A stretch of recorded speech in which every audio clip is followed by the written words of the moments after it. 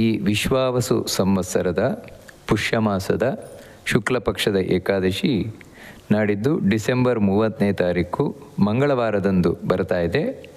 ಈ ಏಕಾದಶಿಯನ್ನು ಪುರಾಣಗಳಲ್ಲಿ ಪುತ್ರದ ಏಕಾದಶಿ ಅಂತ ಕರೀತಾರೆ. ಲೋಕದಲ್ಲಿ ವೈಕುಂಠ ಏಕಾದಶಿ ಅಂತ ಪ್ರಸಿದ್ಧವಾಗಿರುವಂಥದ್ದು. ಇಂತಹ ಪುತ್ರದ ಏಕಾದಶಿ ನಾಡಿದ್ದು ಡಿಸೆಂಬರ್ 30ನೇ ತಾರೀಕು ಮಂಗಳವಾರದಂದು ಬರ್ತಾ ಇದೆ. ಈ ಏಕಾದಶಿಯ ಮಹತ್ವ ಪುರಾಣಗಳಲ್ಲಿ ಬಹಳ ತಿಳಿಸ್ಕೊಂಡು ಹೋಗ್ತಾರೆ. ಈಗಾಗಲೇ ನಾವು ಕೇಳಿದ್ದೇವೆ, ಮತ್ತು ಅದನ್ನು ನೆನಪು ಮಾಡಿಕೊಳ್ಳಿಕ್ಕೋಸ್ಕರ ಕೇಳುವಂಥದ್ದು.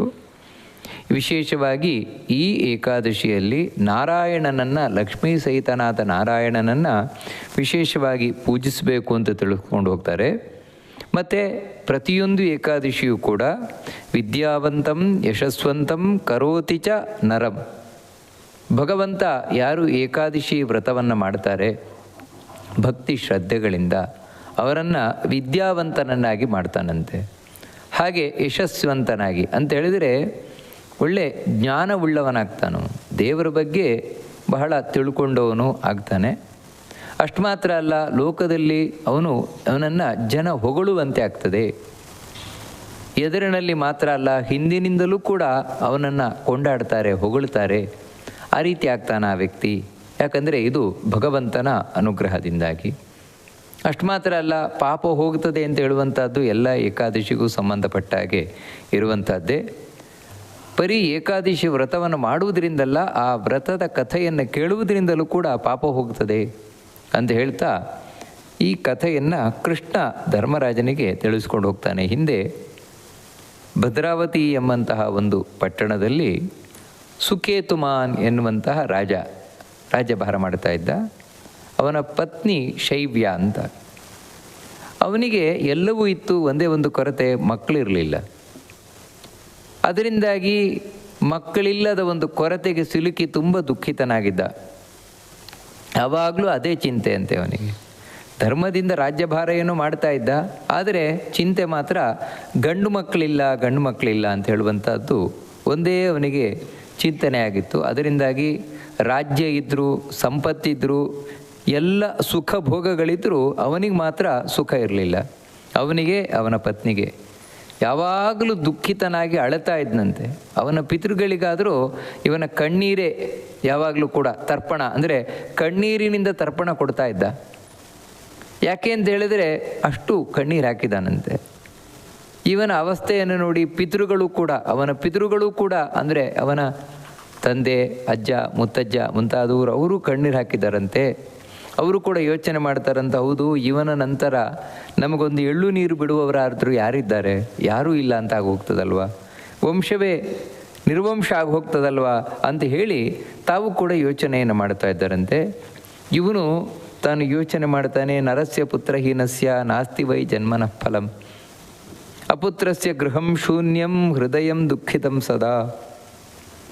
ಅವನು ಯೋಚನೆ ಮಾಡ್ತಾನೆ, ಯಾವ ಮನುಷ್ಯನಿಗೆ ಮಕ್ಕಳಿಲ್ಲ, ಗಂಡು ಮಕ್ಕಳಿಲ್ಲ, ಅವನ ಜನ್ಮ ವ್ಯರ್ಥ.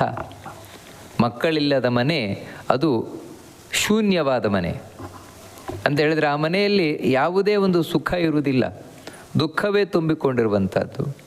ಮತ್ತು ಯಾರಿಗೆ ಮಕ್ಕಳಿಲ್ಲ ಅವರು ಪಿತೃಗಳ ಋಣವನ್ನು, ದೇವತೆಗಳ ಋಣವನ್ನು, ಮನುಷ್ಯರ ಋಣವನ್ನು ತೀರಿಸಲಿಕ್ಕಾಗೋದಿಲ್ಲ. ಅದಕ್ಕಾಗಿ ಯಾವ ರೀತಿಯಿಂದಲಾದರೂ ಕೂಡ ಮಕ್ಕಳನ್ನು ಪಡಿಲೇಬೇಕು, ಗಂಡು ಮಕ್ಕಳನ್ನು ಪಡಿಲೇಬೇಕು. ಯಾಕಂತ ಹೇಳಿದ್ರೆ ಅದರಿಂದ ಇಲ್ಲಿ ಯಶಸ್ಸು ಸಿಗತ್ತೆ, ನಂತರ ಪರಲೋಕದಲ್ಲಿ ಒಳ್ಳೆಯ ಗತಿಯಾಗತ್ತೆ. ಅಷ್ಟು ಮಾತ್ರ ಅಲ್ಲ, ಯಾವ ಮನೆಯಲ್ಲಿ ಮಕ್ಕಳಿರ್ತಾರೆ ಆ ಮನೆಯಲ್ಲಿ ಆರೋಗ್ಯ, ಆಯುಷ್ಯ, ಸಂಪತ್ತು ಎಲ್ಲವೂ ಕೂಡ ಇರ್ತದೆ. ಅಷ್ಟು ಮಾತ್ರ ಅಲ್ಲ, ಆ ಮನೆಯಲ್ಲಿ ಮತ್ತೆ ವಂಶ ಅಭಿವೃದ್ಧಿ ಆಗ್ತಾ ಹೋಗುತ್ತೆ. ಮಕ್ಕಳು, ಮೊಮ್ಮಕ್ಕಳು, ಮರಿಮಕ್ಕಳು, ಹೀಗೆ ಆ ವಂಶ ಅಭಿವೃದ್ಧಿ ಆಗ್ತಾ ಹೋಗುತ್ತೆ. ಈ ರೀತಿ ಮಕ್ಕಳು ಸಿಗಬೇಕು ಅಂತ ಹೇಳಿದ್ರೆ ಅದು ಪುಣ್ಯದಿಂದ ಹಾಗೂ ವಿಷ್ಣುವಿನಲ್ಲಿ ಮಾಡುವಂತಹ ಭಕ್ತಿಯಿಂದ ಅಂತ ಹೇಳ್ತಾರೆ. ಪುತ್ರಾಣಾಂ ಸಂಪದೋವಾಪಿ ವಿದ್ಯಾಯಾಶ್ಚೇತಿ ಮೇಮತಿ. ಮಕ್ಕಳು ಸಿಗುವುದಾಗಲಿ, ವಿದ್ಯೆ ಸಿಗುವುದಾಗಲಿ, ಇದೆರಡೂ ಕೂಡ ಭಗವಂತನ ಅನುಗ್ರಹದಿಂದ, ವಿಷ್ಣುವಿನಲ್ಲಿ ನಾವು ಮಾಡುವಂತಹ ಭಕ್ತಿಯಿಂದ, ಪುಣ್ಯದಿಂದ ಅಂತ ಹೇಳಿ ಆ ರಾಜ ತಾನು ಯೋಚನೆಯನ್ನು ಮಾಡ್ತಾನೆ. ಇಲ್ಲಿ ಒಂದು ವಿಷಯವನ್ನು ತಿಳ್ಕೊಳ್ಬೇಕಾದದ್ದು, ಮಕ್ಕಳು ಬೇಕು, ಮಕ್ಕಳಿಲ್ಲದಿದ್ದರೆ ಸದ್ಗತಿ ಆಗುವುದಿಲ್ಲ ಎನ್ನುವಂತಹ ಮಾತುಗಳು ಪುರಾಣದಲ್ಲಿ ತುಂಬ ಕಡೆ ಬರ್ತದೆ. ಯಾಕೋಸ್ಕರ ಅಂತೇಳಿದರೆ ಮಕ್ಕಳಿಗೋಸ್ಕರ ಪ್ರಯತ್ನ ಪಡಬೇಕು ಅನ್ನೋದನ್ನು ತಿಳಿಸ್ಲಿಕ್ಕೋಸ್ಕರ. ಯಾರು ವಿವಾಹ ಆಗ್ತಾರೆ, ನಮ್ಮ ಮಕ್ಕಳು ಬೇಡ ಅಂತ ಹೇಳ್ತಾರೆ, ಅಂಥವರಿಗೆ ಯಾವತ್ತೂ ಸದ್ಗತಿ ಆಗುವುದೇ ಇಲ್ಲ ಅಂತ ಅರ್ಥ. ಮತ್ತು ಯಾರು ಮಕ್ಕಳಾಗಿ ಗಂಡು ಮಕ್ಕಳು ಬೇಕು ಅಂತ ಪ್ರಯತ್ನವನ್ನು ಪಡೋದಿಲ್ಲ, ಅವರಿಗೂ ಕೂಡ ಸದ್ಗತಿ ಆಗೋದು ಸ್ವಲ್ಪ ಕಷ್ಟವೇ. ಆಗೋದಿಲ್ಲ ಅಂತಲ್ಲ, ಆಗುತ್ತದೆ, ಆದರೆ ಕಷ್ಟ. ಆದರೆ ಯಾರಿಗೆ ಮಕ್ಕಳೇ ಬೇಡ ಅಂತ ಕೂತಿರ್ತಾರೆ ಅವರಿಗೆ ಸದ್ಗತಿ ಆಗೋದೇ ಇಲ್ಲ. ಮತ್ತು ಯಾರು ಪ್ರಯತ್ನ ಪಟ್ಟರೂ ಕೂಡ ಮಕ್ಕಳಾಗಲಿಲ್ಲ, ಅದು ಅವರು ತಪ್ಪಲ್ಲ. ಯಾಕಂತ ಹೇಳಿದರೆ ಅವರು ಪ್ರಯತ್ನ ಏನೋ ಪಟ್ಟಿದ್ದಾರೆ, ಆದರೆ ಮಕ್ಕಳಾಗಲಿಲ್ಲ. ಯಾಕಂತ ಹೇಳಿದರೆ ಯಾವುದೋ ಹಿಂದಿನ ಪಾಪಗಳಿದೆ ಅವರಿಗೆ, ಅದಕ್ಕಾಗಲಿಲ್ಲ ಅಂತ ಹೇಳಿದರೆ ಆಗ ತೊಂದರೆ ಇಲ್ಲ. ಯಾಕಂತ ಹೇಳಿದರೆ ಇದನ್ನು ಮಧ್ವಾಚಾರ್ಯರು ತಾವು ತಿಳಿಸ್ತಾರೆ, ಮಕ್ಕಳಿಲ್ಲದಿದ್ದರೂ ಕೂಡ ಸದ್ಗತಿಯಾಗತ್ತೆ. ಯಾಕಂದರೆ ಭಗವಂತನಲ್ಲಿ ಮಾಡುವ ಭಕ್ತಿಯಿಂದಾಗಿ ಅಂತ ತಿಳಿಸ್ಕೊಂಡು ಹೋಗ್ತಾರೆ. ಆದರೆ ರಾಜನಿಗೆ ಮಕ್ಕಳು ಬೇಕೇ ಬೇಕು. ಯಾಕಂತ ಹೇಳಿದರೆ ಅವನ ಉತ್ತರಾಧಿಕಾರಿಯನ್ನಾಗಿ ಯಾರನ್ನಾದರೂ ಮಾಡಬೇಕಲ್ವ, ಅದು ಯಾರನ್ನ? ಆ ವಂಶದವರನ್ನೇ. ಅದಕ್ಕೆ ಅವನಿಗೆ ಅವಶ್ಯಕವಾಗಬೇಕಾಗಿರುವಂಥದ್ದು. ಅದಕ್ಕಾಗಿ ತಾನು ಚಿಂತಾಕ್ರಾಂತನಾಗ್ತಾನೆ. ಕೆಲವು ಸಲ ಅಂತೂ ಎಷ್ಟು ಯೋಚನೆ ಮಾಡ್ತಾನೆ ಅಂದರೆ ಸತ್ಯ ಹೋಗಿಬಿಡೋಣ ಅಂತ, ಬೇಡವೇ ಬೇಡ ಅಂತ ಯೋಚನೆ ಮಾಡ್ತಾನೆ. ಈ ಜನ್ಮವೇ ಬೇಡ, ಮಕ್ಕಳಿಲ್ಲದ ಜನ್ಮ ಯಾಕೆ ನನಗೆ ಅಂತ. ಆಮೇಲೆ ಯೋಚನೆ ಮಾಡ್ತಾನೆ, ಇಲ್ಲ, ಆತ್ಮಹತ್ಯೆ ಅನ್ನುವಂಥದ್ದು ಮಹಾಪಾಪ. ಆತ್ಮಹತ್ಯೆ ಮಾಡಿಕೊಂಡ್ರೆ ಸದ್ಗತಿ ಆಗುವುದೇ ಇಲ್ಲ. ದುರ್ಗತಿಯಲ್ಲಿ ಅವನು ಒದ್ದಾಡ್ತಾ ಇರಬೇಕು. ಮಹಾ ದುರ್ಗತಿಯಲ್ಲಿ ಅವನು ಹೋಗಿ ಬೀಳ್ತಾನೆ ಅಂತ ಹೇಳಿದ್ರೆ ನರಕಕ್ಕೆ ಹೋಗಿ ಬೀಳ್ತಾನೆ. ಇಲ್ಲಿಯೂ ಕೂಡ ಅವನಿಗೆ ಪ್ರೇತ ಬಾಧೆ ಅಂದರೆ ಪ್ರೇತತ್ವ ನಿವಾರಣೆ ಆಗುವುದೇ ಇಲ್ಲ. ಹೀಗೆಲ್ಲ ಯೋಚನೆ ಮಾಡಿ ಅದನ್ನು ಕೂಡ ಮಾಡಿಕೊಳ್ಳಿಕ್ಕೆ ಹೋಗಲಿಲ್ಲ ಆತ್ಮಹತ್ಯೆಯನ್ನು. ಆದರೆ ದಿನದಿಂದನಕ್ಕೆ ಮಕ್ಕಳಿಲ್ಲ ಅನ್ನುವಂತಹ ಕೊರಗು ಹೆಚ್ಚಾಗಿ ಸೊರಗುತ್ತಾ ಹೋದ ಇವನು. ಒಂದು ದಿನ ಅಂತಲೂ ಕೂಡ ಆ ದುಃಖ ಸಹಿಸಲಿಕ್ಕಾಗದೆ ತಾನು ರಾಜ್ಯ ಬಿಟ್ಟು ಹೊರಟೇ ಬಿಟ್ಟ, ಊರು ಬಿಟ್ಟು ಹೊರಟೇ ಬಿಟ್ಟ. ಯಾರಿಗೂ ಗೊತ್ತಿಲ್ಲ, ಇವನ ಪುರೋಹಿತರಿಗೂ ಗೊತ್ತಿಲ್ಲ, ಇವನ ಮಂತ್ರಿಗಳಿಗೂ ಗೊತ್ತಿಲ್ಲ, ಯಾರಿಗೂ ಗೊತ್ತಿಲ್ಲ. ಇವನು ಮಾತ್ರ ತಾನು ಕುದುರೆ ಏರಿ ಕಾಡಿಗೆ ಹೋದ. ಕಾಡಿನಲ್ಲಿ ಅತ್ಯಂತ ದಟ್ಟವಾದ ಕಾಡು, ನಾನಾ ವಿಧವಾದ ಮರಗಳು. ಆ ಮರಗಳನ್ನೆಲ್ಲ ನೋಡ್ಕೊಂಡು ಹೋಗ್ತಾನಂತೆ. ಅಂದರೆ ಆ ಮರಗಳನ್ನೆಲ್ಲ ನೋಡಿದಾಗ ಇವನಿಗೆ ಕಾಣುವುದೇನೆಂದ್ರೆ, ಅಬ್ಬಾ, ಈ ಮರಗಳೇ ಎಷ್ಟು ವಾಸಿಯಪ್ಪ. ಯಾಕಂದರೆ ನನ್ನ ಹಾಗೆ ದುಃಖ ಪಡ್ತಾ ಇಲ್ವಲ್ಲ. ಪ್ರಾಣಿಗಳನ್ನು ನೋಡ್ತಾನೆ, ನಾನಾ ವಿಧವಾದ ಪ್ರಾಣಿಗಳು ಕಾಡಿನಲ್ಲಿ. ಅದನ್ನೆಲ್ಲ ನೋಡಿ ಆಶ್ಚರ್ಯವನ್ನು ಪಡ್ತಾ ಮುಂದೆ ಹೋಗ್ತಾನೆ. ಆ ಅರಣ್ಯದಲ್ಲಿ ಮಧ್ಯಾಹ್ನದ ವೇಳೆಯಲ್ಲಿ ಹಸಿವು ಬಾಯಾರಿಕೆಗಳಿಂದ ಕೂಡಿದವನಾಗಿ ಎಲ್ಲಿವರೆಗೆ ಅಂದರೆ ಅವನ ಗಂಟಲು ಒಣಗಲಿಕ್ಕೆ ಶುರುವಾಯಿತು. ಎಲ್ಲಾದರೂ ಇಲ್ಲಿ ನೀರಿರಬಹುದಾ ಅಂತ ತಾನು ನೋಡ್ಕೊಂಡು ಹೋದ. ಆಗಲೂ ಕೂಡ ಅವನ ಮನಸ್ಸಿನಲ್ಲಿರುವ ಯೋಚನೆ ಇದೆ, ಮಯಾ ತು ಕಿಂ ಕೃತಂ ಕರ್ಮ ಪ್ರಾಪ್ತಂ ದುಃಖಂ ಯದೀದೃಶಂ. ನಾನು ಏನು ಮಾಡಿದ್ದೇನೆ ಹಿಂದಿನ ಜನ್ಮಗಳಲ್ಲಿ? ಯಾಕಂದರೆ ನನಗಿಂಥ ಒಂದು ಕಷ್ಟ ಬಂದಿದೆಯಲ್ವಾ, ಮಾನಸಿಕವಾದ ಕೊರಗು ಉಂಟಾಗಿಬಿಟ್ಟಿದೆಯಲ್ವಾ. ಅಲ್ಲ, ಈ ಜನ್ಮದಲ್ಲಂತೂ ನಾನು ದೇವತೆಗಳ ಆರಾಧನೆ ಮಾಡಿದ್ದೇನೆ,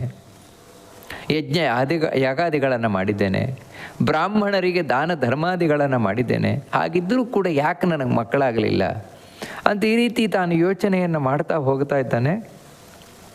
ಏನೋ ಅವನ ಪುಣ್ಯ ಇತ್ತು ಹಿಂದಿನ ಜನ್ಮದ್ದು. ಅದಕ್ಕಾಗಿ ಅಲ್ಲೊಂದು ಸರೋವರ ಕಂಡಿತು ಅವನಿಗೆ. ಅದು ಯಾವ ರೀತಿ ಇತ್ತು ಅಂತ ಹೇಳಿದ್ರೆ, ಮಾನಸ ಸರೋವರಕ್ಕೆ ಸ್ಪರ್ಧೆಯನ್ನು ಕೊಡ್ತಾ ಇದೆಯೋ ಅನ್ನುವಂತೆ ಇತ್ತಂತೆ. ಅಂದರೆ ಅಂಥ ಸ್ವಚ್ಛವಾದಂತಹ ಸರೋವರ.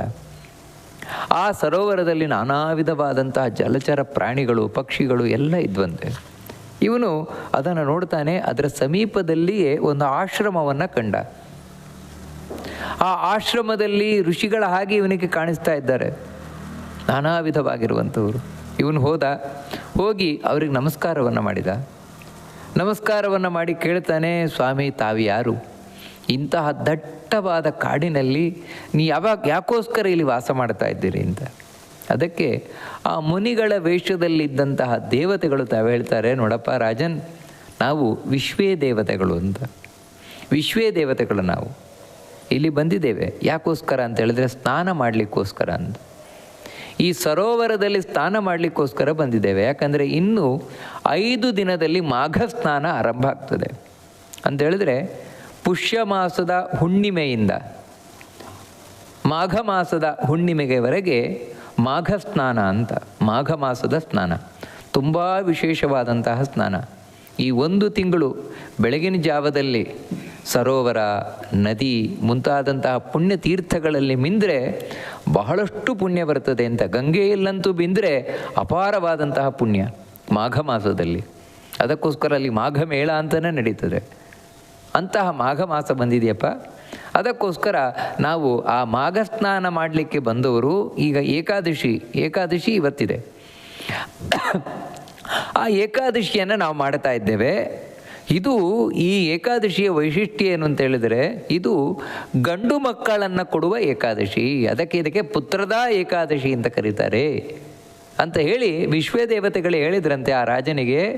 ನೋಡು, ನೀನು ಮಕ್ಕಳಿಲ್ಲದೆ ದುಃಖಿತನಾಗಿದ್ಯಾ ಅಂತ ಹೇಳೋದು ನಮಗೆ ಗೊತ್ತು. ಅದಕ್ಕೆ ನೀನು ಈ ಪುತ್ರದ ಏಕಾದಶಿಯನ್ನು ಮಾಡಿದರೆ ಅದರ ಫಲವಾಗಿ ನಿನಗೆ ಒಳ್ಳೆಯ ಮಕ್ಕಳಾಗ್ತಾರೆ, ಗಂಡು ಮಕ್ಕಳಾಗ್ತಾರೆ ಅಂತ ಆ ವಿಶ್ವದೇವತೆಗಳು ಹೇಳ್ತಾರೆ.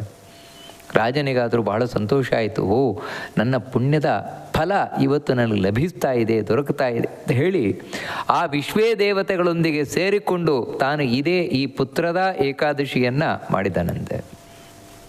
ಆ ಪುತ್ರದ ಏಕಾದಶಿಯನ್ನು ಮಾಡಿದರಿಂದಾಗಿ ಅಷ್ಟಲ್ಲದೆ ಆ ವಿಶ್ವದೇವತೆಗಳ ಅನುಗ್ರಹದಿಂದಾಗಿ ಇವನು ಆ ಮಾರನೇ ದಿನ ದ್ವಾಪಾರಣೆಯನ್ನು ಮಾಡಿದರಿಂದಾಗಿ ಭಗವಂತ ಸಂತುಷ್ಟನಾಗಿದ್ದಾನೆ.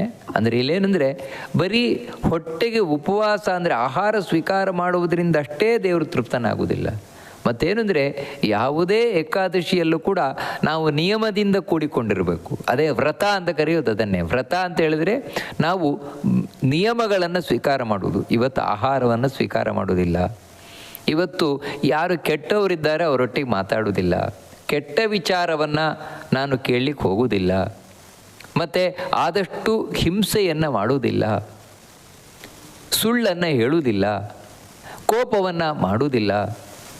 ಹೀಗೆ ನಾವು ವ್ರತಗಳನ್ನು ಸ್ವೀಕಾರ ಮಾಡಿ ಭಗವಂತನಿಗೋಸ್ಕರ ಎಲ್ಲ ಸುಖ ಭೋಗಗಳನ್ನು ತ್ಯಾಗ ಮಾಡುವಂಥದ್ದು ಏಕಾದಶಿ ವ್ರತ. ಅಂತಹ ಏಕಾದಶಿ ವ್ರತವನ್ನು ಈ ರಾಜ ಮಾಡಿದ್ರಿಂದಾಗಿ ಅದರ ಪುಣ್ಯದಿಂದಾಗಿ ಅವನಿಗೆ ಮಗುವಾಗಿದೆಯಂತೆ, ಗಂಡು ಮಗುವಾಗಿದೆ. ಅದಕ್ಕಾಗಿಯೇ ಇದಕ್ಕೆ ಪುತ್ರದ ಏಕಾದಶಿ ಅಂತ ಕರೀತಾರೆ. ಅದರಿಂದಾಗಿ ತನ್ನ ಪಿತೃಗಳನ್ನು ಸಂತೋಷಗೊಳಿಸಿದ ಅಂತ ಈ ಕಥೆಯನ್ನು ಕೃಷ್ಣ ಧರ್ಮರಾಜನಿಗೆ ತಿಳಿಸ್ತಾ, ಹೀಗೆ ಬರೀ ಮಕ್ಕಳು ಮಾತ್ರ ಪಡೆದದ್ದಷ್ಟೇ ಅಲ್ಲ. ಯಾಕಂದರೆ ಏಕಾದಶಿ ಉಪವಾಸ ಮಾಡೋದ್ರಿಂದ ಬರೀ ಮಕ್ಕಳು ಮಾತ್ರ ಸಿಗ್ತದೆ ಅಂತಲ್ಲ.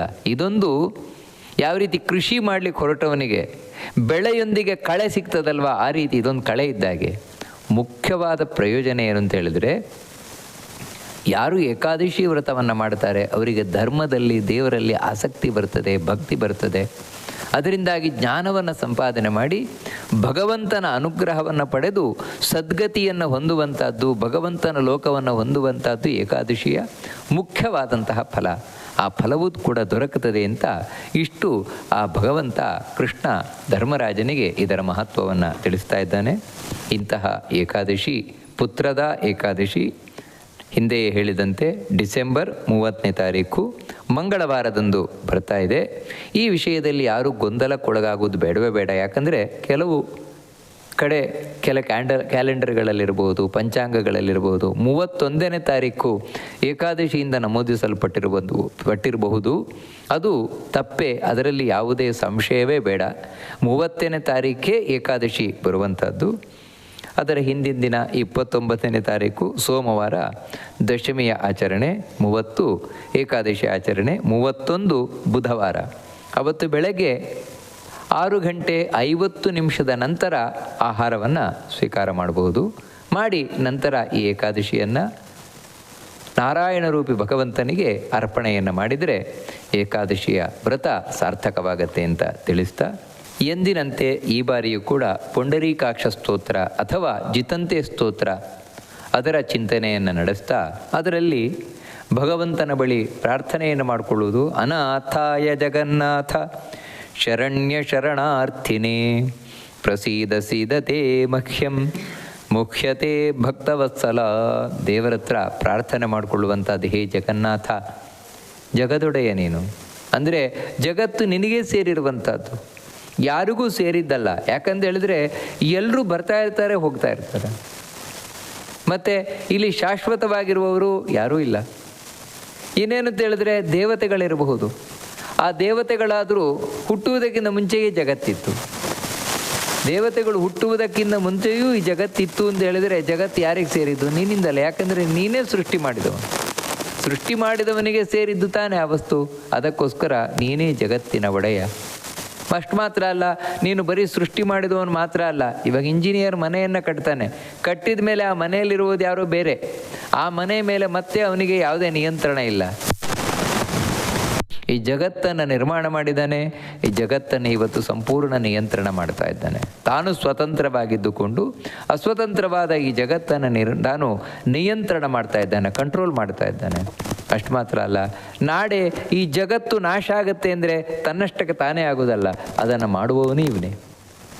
ಹೀಗೆ ಸೃಷ್ಟಿ ಮಾಡ್ತಾನೆ, ರಕ್ಷಣೆ ಮಾಡ್ತಾನೆ, ನಾಳೆ ಸಂಹಾರ ಮಾಡ್ತಾನೆ ಅಂದರೆ ಅವನಿಗೆ ಸೇರಿತ್ತಾನೆ ಈ ಜಗತ್ತು.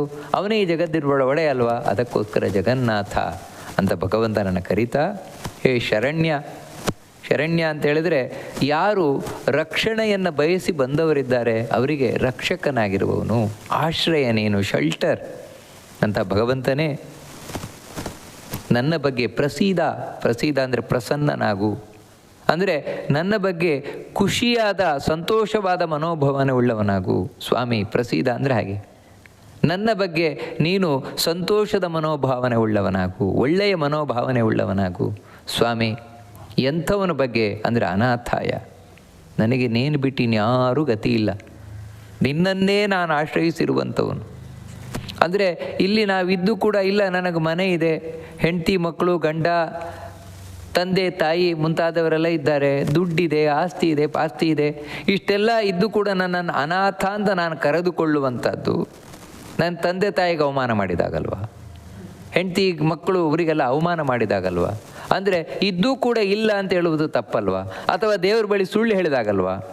ಇವರೆಲ್ಲ ನನಗೆ ರಕ್ಷಕರಿದ್ದೂ ಕೂಡ, ಇವರೆಲ್ಲ ನನ್ನ ಬಂಧು ಬಾಂಧವರಿದ್ದರೂ ಕೂಡ ನಾನು ಅನಾಥ ಅನಾಥ ಅಂತ ತಿರುಗು ಹೇಳುವಂಥದ್ದು ದೇವರ ಹತ್ರ ಸುಳ್ಳಲ್ವ ಅಂತ ಕಾಣ್ಬೋದು. ಇಲ್ಲಿ ಭಗವಂತನ ಹತ್ರ ಯಾಕೆ ನಾನು ಅನಾಥ ಅಂತ ಹೇಳ್ತಾ ಇರುವುದು ಅಂತ ಹೇಳಿದರೆ, ಇವರೆಲ್ಲ ನಾನು ಒಟ್ಟಿಗಿರಬಹುದು, ಆದರೆ ಇವರು ಯಾರು ನನ್ನ ಒಡೆಯರಲ್ಲ.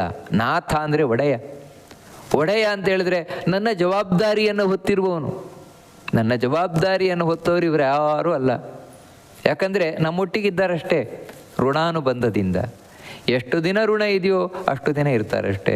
ಮತ್ತು ಯಾರೂ ಜವಾಬ್ದಾರಿ ಹೊರುವವರಲ್ಲ. ಯಾಕಂದರೆ ಅವರೇ ಅವರ ಜವಾಬ್ದಾರಿಯನ್ನು ಹೊರಲಿಕ್ಕಾಗದೆ ಒದ್ದಾಡ್ತಾರೆ. ಇನ್ನೊಬ್ಬರ ಜವಾಬ್ದಾರಿ ಏನು ಹೊತ್ಕೊಂಡಾರು?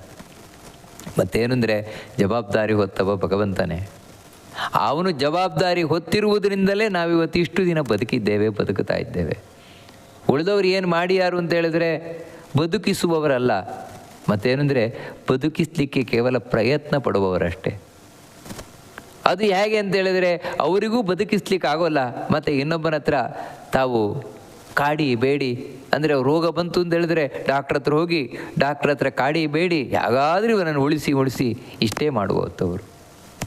ಅದು ಆಗದೇ ಇದ್ದರೆ ಕಡೆಗೆ ಕೈ ಬಿಡುವಂಥವ್ರು. ಆದರೆ ಭಗವಂತ ಸತ್ತ ಮೇಲೂ ನಮ್ಮೊಟ್ಟಿಗಿರುವವನು, ಹುಟ್ಟುವುದಕ್ಕಿಂತ ಮುಂಚೆಯೂ ನಮ್ಮೊಟ್ಟಿಗಿರುವವನು. ಅವನು ಬಿಟ್ಟು ಇನ್ಯಾರೂ ಇಲ್ಲಿಲ್ಲ, ನಮಗೆ ನಿಜವಾದ ಒಡೆಯರು. ಅದಕ್ಕೋಸ್ಕರ ಹೇಳೋದು ಅನಾಥ ಅಂದ ಸ್ವಾಮಿ. ನೀನಲ್ಲದೆ ನನಗೆ ಮತ್ತಾರೂ ಇಲ್ಲಿ ಒಡೆಯರಿಲ್ಲ, ಇಲ್ಲಿರುವವರು ಯಾರೂ ನನ್ನ ಒಡೆಯರಲ್ಲ. ಅದಕ್ಕೋಸ್ಕರ ನಾನು ಅನಾಥನಾಗಿದ್ದೇನೆ ಸ್ವಾಮಿ. ಶರಣಾರ್ಥಿನಿ, ನಿನಗೆ ಶರಣು ಹೊಂದಿದ್ದೇನೆ ಸ್ವಾಮಿ. ನೀನೇ ನನ್ನನ್ನು ರಕ್ಷಿಸಬೇಕು, ನೀನಲ್ಲದೆ ಇನ್ಯಾರೂ ನನ್ನನ್ನು ರಕ್ಷಿಸುವವರು ಇಲ್ಲವೇ ಇಲ್ಲ ಅಂತ ನಾನು ಸಂಪೂರ್ಣವಾಗಿ ನಿನ್ನನ್ನೇ ನಂಬಿದ್ದೇನೆ. ಅಂತಹ ನನ್ನ ಬಗ್ಗೆ ನೀನು ಪ್ರಸನ್ನನಾಗಬೇಕು ಸ್ವಾಮಿ. ಯಾಕಂತ ಹೇಳಿದರೆ ಸೀದತೆ ಮಖ್ಯಂ, ಅಂದರೆ ನಾನಿಲ್ಲಿ ಬೆಂದು ಹೋಗ್ತಾ ಇದ್ದೇನೆ, ಈ ಸಂಸಾರದಲ್ಲಿ ಬೆಂದು ಹೋಗ್ತಾ ಇದ್ದೇನೆ. ಪ್ರತಿದಿನವೂ ಕೂಡ ನಾನಾ ವಿಧವಾದ ಮಾನಸಿಕವಾದ ತೊಂದರೆಗಳು, ಕ್ಲೇಶಗಳು, ದೈಹಿಕವಾದಂತಹ ರೋಗ ರುಜಿನಗಳು, ಇವುಗಳಿಂದ ನಾನು ಬೆಂದು ಹೋಗ್ತಾ ಇದ್ದೇನೆ. ಅಷ್ಟು ಮಾತ್ರ ಅಲ್ಲ, ಮುಖ್ಯತೆ ದಿನದಿಂದ ದಿನಕ್ಕೆ ಇನ್ನೂ ಮೋಹಕ್ಕೊಳಗಾಗ್ತಾ ಇದ್ದೇನೆ. ಅಂತ ಹೇಳಿದರೆ ಆಯುಷ್ಯ ಕಳಿತಾ ಬಂದ ಹಾಗೆ, ದಿನ ಹೋದಾಗೆ ಜಗತ್ತಿಗೆ ಇನ್ನೂ ಅಂಟುಕೊಳ್ತಾ ಇದ್ದೇನೆ ಹೊರತು ಈ ಜಗತ್ತಿನಿಂದ ದೂರ ಆಗ್ತಾ ಇಲ್ಲ.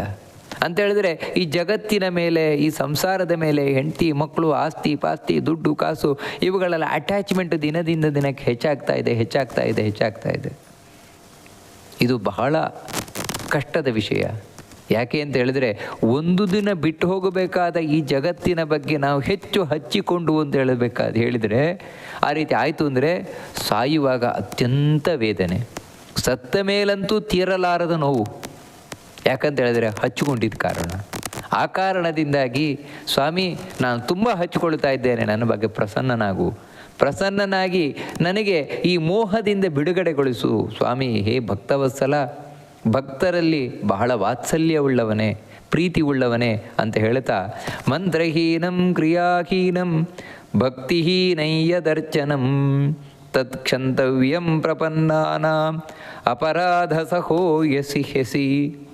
ಸ್ವಾಮಿ ನಿನ್ನ ಹತ್ರ ನಾನು ರಕ್ಷಣೆ ಮಾಡು, ನನ್ನ ಬಗ್ಗೆ ಪ್ರಸನ್ನನಾಗು ಅಂತ ಕೇಳ್ತೇನೆ.